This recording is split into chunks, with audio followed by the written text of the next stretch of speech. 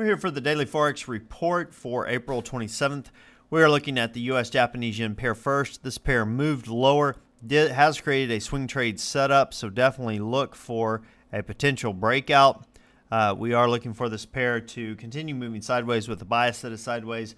Look for it to potentially go as high as 94.53, possibly as low as 92.34. Look for some resistance around 93.60 and look for some support around 92.75.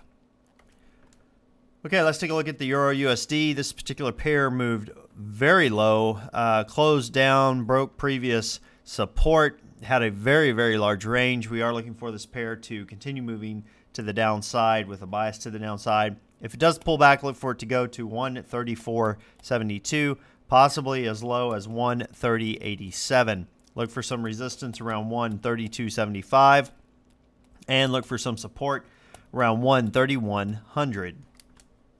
Now, looking at the pound US dollar pair, this pair had a very large range as well.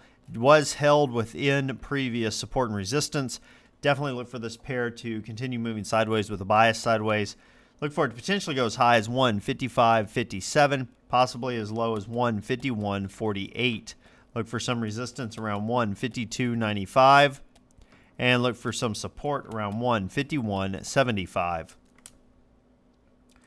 Now let's take a look at the US Swiss pair. This pair closed higher, did break previous resistance, is moving to the upside with a bias that way. Look for it to potentially go as high as 109.42. If it does reverse, look for it to go down to 106.53. Look for some resistance around 10900 and look for some support around 10801.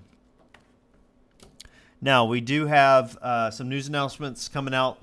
We have the Fomc announcement for the U.S. being released at 2:15 p.m. Eastern Time. Consensus is they're going to hold rates at 0.25%. We also have the New Zealand Bank releasing their rate decision, and that's going to be released at 5 p.m. Eastern Time. Consensus is they're going to hold at 2.5%. Now, if you're going to look to trade this, go ahead and go to the hour time frame. One way to trade it anyway is to go to the hour time frame using the Euro USD pair or the there we go, or the US Japanese yen pair, and go ahead and back out a little bit.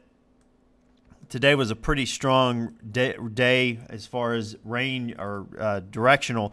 We moved to the downside a pretty large amount, but what I would do is look at this area of previous support and resistance, this area right here, and then come down and look at this area of support as well, basically between the 1.3150 mark and the 1.3225 mark. And we should see this pair bounce between these two numbers over the next several hours prior to the news announcement that the Fed is going to be releasing. So this is one way to look at that play. Now, we do have in the Japanese yen, we do have a swing trade opportunity. So you could take your swing trade, draw your trend line pretty steep. Go ahead and use this trend line. Go ahead and look to short, and then go ahead and look to exit when it comes down to it. And that'd be a quick little scalp that you could do. Let's actually take a look at the numbers real quick.